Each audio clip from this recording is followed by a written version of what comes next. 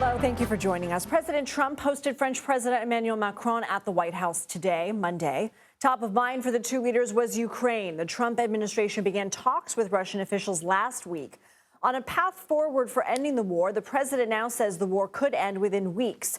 During the campaign, President Trump claimed he could stop the conflict in one day. The meeting came as world leaders gathered in Ukraine to mark 3 years since Russia launched its full-scale invasion. That same day, Ukrainian President Vladimir Zelensky took part in a meeting with G7 leaders and made the case for continued U.S. support. From the very start of this war, we have wanted peace, and now more than ever, we believe that real and lasting peace is possible. For our people, for life in general, it's so important that American support, American assistance remains. During a joint news conference with Macron, President Trump defended his talks with President Putin, which marked a reversal from the Biden administration and European leaders' efforts to isolate the Russian leader.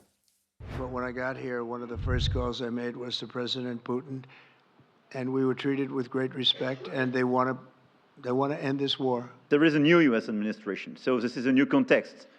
So there is good reason for President Trump to re-engage with President Putin.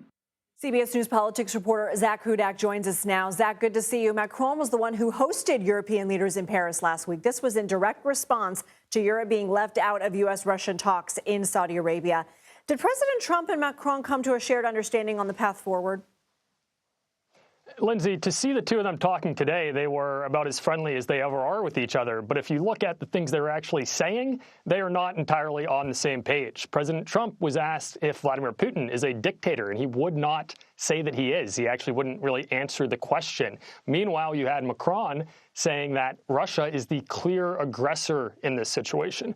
We've also heard from President Trump that what he would like to do is get a ceasefire as quickly as possible, whereas Macron would like to have first a peace deal and then move in with support from European countries to help secure Ukraine from Russia.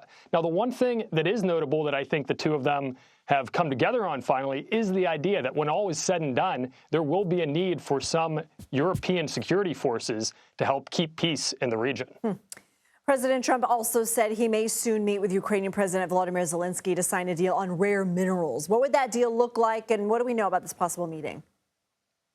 Lindsay, the original proposal that was made by our administration was for Ukraine to give us 50% of their rare earth minerals. These are extremely valuable minerals that are used to make things like cell phones, but also used to make things like brakes for airliners and other major technologies needed by our country and all other countries.